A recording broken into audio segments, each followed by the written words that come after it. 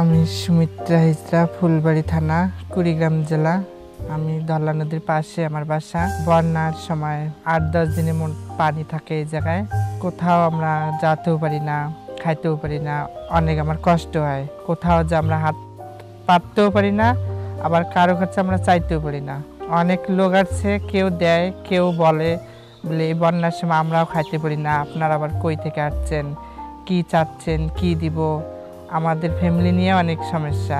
বন্যার সময় অনেক সাহায্য সরকার দেয়, এলাকার মানুষ যেভাবে সাহায্য পায় ওভাবে আমরা পাই না। 10 দিন কি 5 দিন পানি থাকে, স্কুল ঘরে আমরা যাই, অনেকে যায়, আমরা যাই, কিন্তু ওই জায়গাটার মধ্যে আমরা যা ঠাই পাই না।